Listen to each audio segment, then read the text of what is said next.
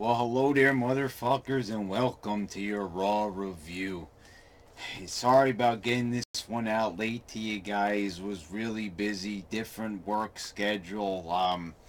But like I said, I got my latest game review out for you, which is more entertaining, I think, than any Raw review that I could provide. I've been really enjoying putting those vids out for you guys, and it seems like they've been getting a positive reception. They're still gaining traction as far as views are going, but that's to be expected as being known as the WWE guy here on this channel. So these shows, we just learned that these pay-per-views are gonna go to 4 hours. SmackDown is looking at 3 hours. It's gonna be a real disaster on the wrestling front, and I don't know how much longer I could last for these shows. Even skipping through these shows and watching them at an expedited rate, it's still gonna be pretty tough to sit through a lot of this nonsense. And it really shows, the fact that Fox would offer them $1 billion for SmackDown. It just shows that they don't even really, they have no reason to improve. If a major network like that would willingly give them money, knowing they put out shit shows on a constant basis that get low ratings. I don't know. I'm confused by the deal, but let's get through this show. So we started off with Balor slapping Strowman in the face. Right here, there's a problem. Why is a guy the size of Balor even being put in this position? You know, Braun should be ripping his head off. Angle makes a new match between these guys. We already saw it last week. And now this week it looks like Balor had a chance. Owens interferes, and they made if Balor just got the pin, he probably would have got the win against Braun Strowman. Why would they even put Braun in that position where it would look like he could have possibly lost to this tiny little guy? I mean, fuck boy over here, they're up and down with him one week. 1 week he gets squashed by Kane. They make like he's not even worth anything to them. A couple of weeks he's already back in the running for the Universal title. He's looking like he could beat the most over guy on the roster.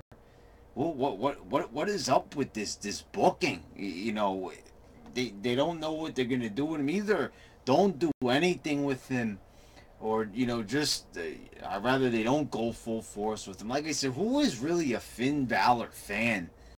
For Christ's sakes, who is a fan of this guy? I mean, who could clearly stand up and say that you truly feel that this guy is awesome and that you want to get behind him? Quite frankly, I'd be embarrassed to admit I'm a fan of this guy in public. But many people, just be, oh, I'm part of the Balor Club. It's an imaginary club, but by all means, be a part of, the Balor Club. It looks like they already gave up on the rainbow gimmick. They don't want to do that now. They're going in another direction with them, which is, back to being boring, basically. Owens tries to leave the arena. He's going to have a match with Bobby Roode. How many people care? Elias performs in the ring. Seth Rollins, tells him to get out. Elias goes out. Then it's time for, Seth Rollins and Jinder Mahal. They have a match here. Seth gets frustrated and he hits Jinder with a chair. Oh, he's so frustrated. I don't understand. You can't blame. It just looked completely ridiculous. He just starts hitting Jinder with a chair, and he's retaining his title. Just like a waste of time. You're wasting my time with these matches. At any time Seth wanted to get out of the ring and grab a chair and save his title, he could have. It's stupid with this DQ rule. They don't know how to get out of it. They don't know how to book their way out of this match, so this is how they're going to go about it. Seth Rollins is on the near the announce table. Elias came up from behind and smacked him in the back with the guitar, and he toppled off the stage, which was a pretty cool spot. I got to give it to them for that. Elias looked good right there after weeks of not looking really good. What is their major malfunction about Elias? If they care so much what the marks think, the marks actually like Elias. This is one of the first times I've ever seen casuals and marks coming together under one roof to like a wrestler. And they like Elias. They say the WWE walk with Elias chant with them. So what's the deal here? Why are we not doing more with this guy? He should have skipped. Oh, I don't understand this. Why is he now settling for the IC title? He was in the elimination chamber in the running for the world title. Now he's just going to settle on the IC title. Then again, Seth Rollins is a multi-time world champion, and here he is saying the IC title is superior than the world title. Why is he even saying this? Where did they get this from? That the IC title superior? For years and years and decades, they said that the world title was the pinnacle of every single wrestler on the roster's career. Now all of a sudden it's the Intercontinental title. So you're telling me the world title is secondary? This is the logic we're dealing with here nowadays. It doesn't make any sense whatsoever, and it doesn't really have to, because Fox is going to give you $1 billion no matter how shitty it is.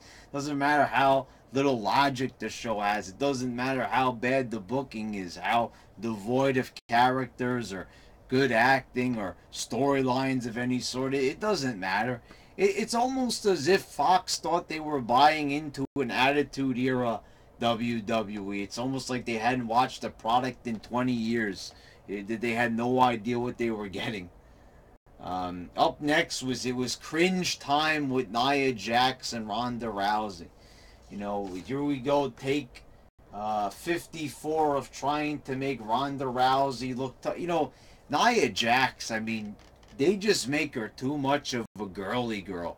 First she's a monster, now she's supposed to be a spokeswoman for, overweight people. She's a wrestler, and we're saying, it's okay to be overweight, basically. Don't worry about it. Okay? I guess it's fine, right? We shouldn't worry, the obesity rates in this country. Never mind all that. That's all fine. Be a star. Don't be a bully. Whatever. It's completely ridiculous. She has 10 different hats that she wears. First she's, the bully. Then she's not the bully. She's playing the character, telling people not to bully others. So what's the story this week on Nia? Now, then she's dyeing her hair blonde, and she's the girly girl. She's supposed to be the tough monster, and now she's just dyeing her hair, trying to look, more attractive. The monster. Would you ever see Awesome Kong trying to look more attractive for the audience? And Ronda Rousey, they're just braiding her hair differently. And this is what I said, Ronda making her mean, tough face. They even had Nia Jax, make fun of her for it here. So she's torturing the girl in the ring, this jobber, and then she tells Ronda to come down to the ring and help her. Ronda comes down. She doesn't say a single word. She just looks at Nia, and Nia tells her she's cute. Well, there you go. There's 2 weeks in a row of terrible television for... It's unbelievable. First, we got 1 week. This is gonna be awesome. Woo! With Charlotte Flair. Then the following week, we get this terrible. And the funny thing is, last week, you got everybody praising the Stephanie thing. You've even got Jim Ross praising the Stephanie thing. That's a good piece of business right there. That's a good piece of business. That was a good piece of bullshit there last week. How are you going to say that was a good segment when she's burying both of them? She's mocking both of them, and meanwhile she's there gloating. I can't believe it. It's like people are scared of Stephanie, and what for? Who gives a fuck if she gets offended? Is anybody really that honestly concerned about her feelings and stuff like that? I'll tell you something. This girl right here has done plenty in her, her career and in her life to hurt others and make others look bad on this show. So let's not pretend like we need to worry about Stephanie's feelings and we have to pat her on the back every time she does a shit job. She's not good. She has no place on this show. This is why we don't have any new stars, because every single time we get one, she comes out there and she buries them due to her own inflated fucking ego. And I'm not even talking, the thing is, it's funny, the character she plays on the screen is who she is in real life.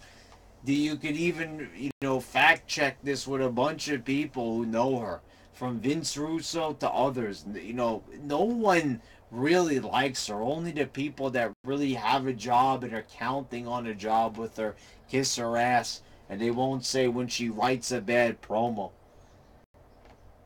So this was a total disaster. You're telling Ronda that she looks cute with her face.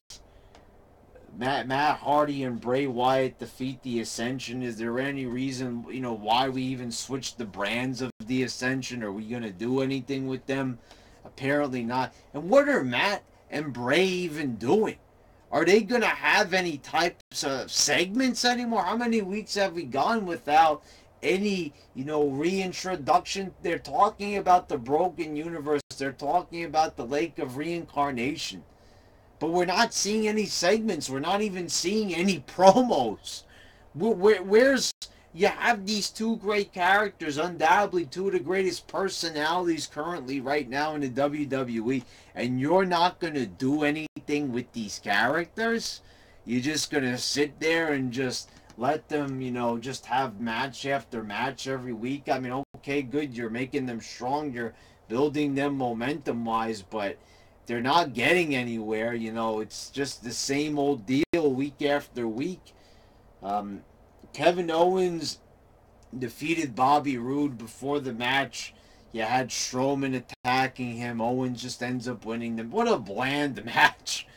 Bobby Roode right now, if they don't do anything with him, he's finished. How can you take a guy that looks like Bobby Roode, the physique, the charisma, the overall look of a guy like Bobby Roode? I mean, Bobby Roode is like, he reminds me of a young Rick Rude, hence the name. I mean, how can you fuck up a guy like Bobby Roode? TNA already made Bobby Roode for you. He's already there on the silver platter for you.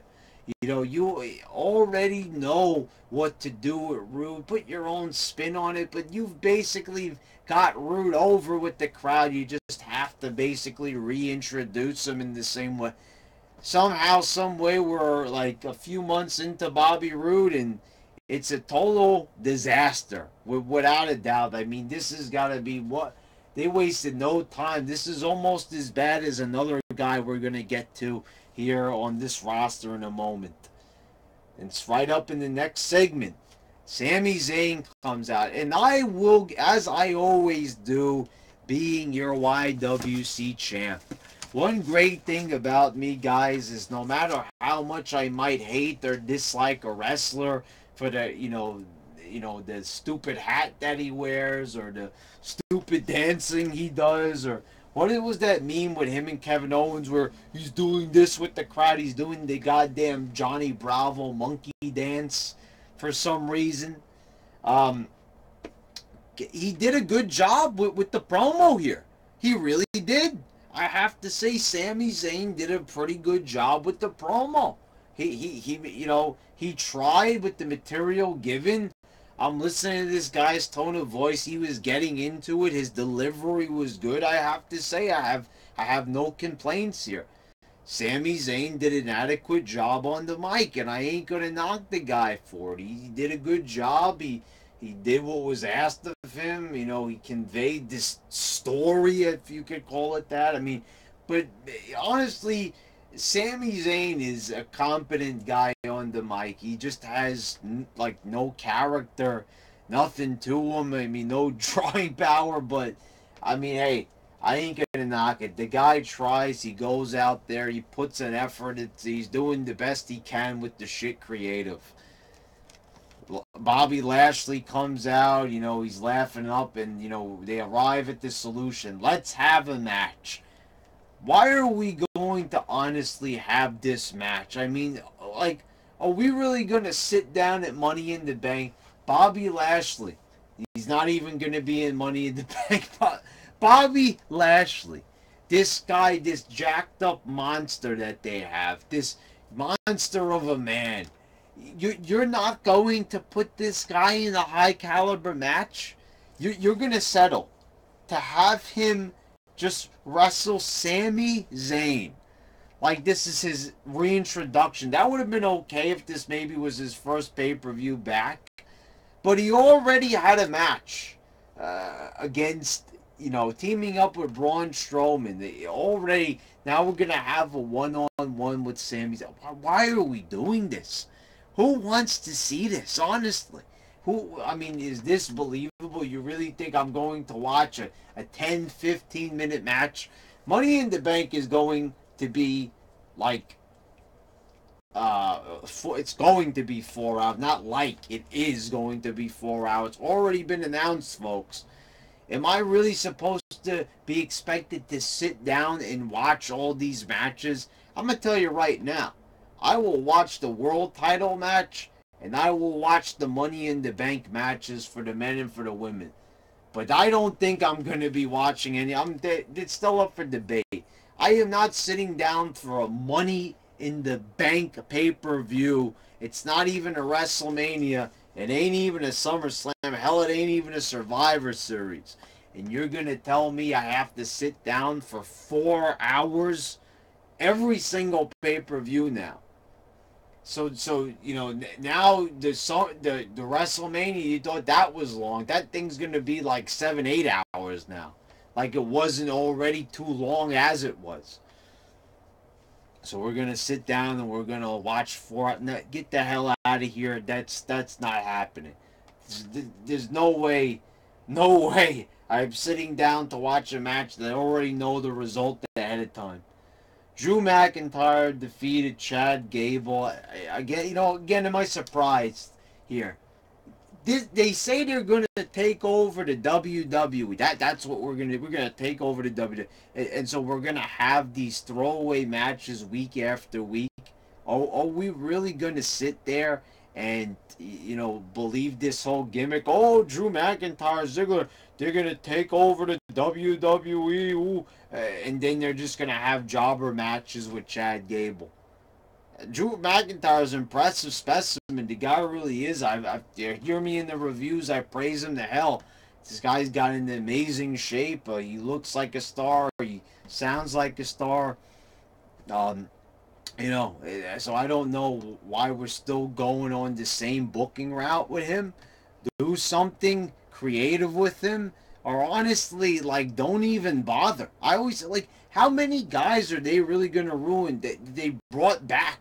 Why did you bring back Bobby Lashley? So you could put him in a feud with Sami Zayn? Why did you bring back Drew McIntyre? So he could be in a pointless tag team with Dolph Ziggler? Then we had the barbecue. This was, the B team's barbecue. All the tag teams are out there.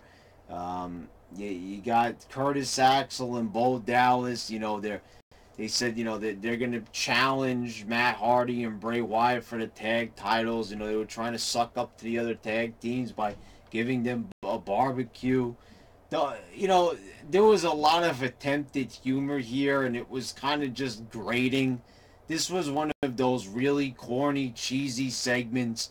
I have to say the star here, though, was definitely Heath Slater and Rhino. Rhino eating the bologna sandwiches. There's something about Rhino eating, like when he was eating those hors d'oeuvres during that trailer park segment they had, over a year ago, like a year and a half ago.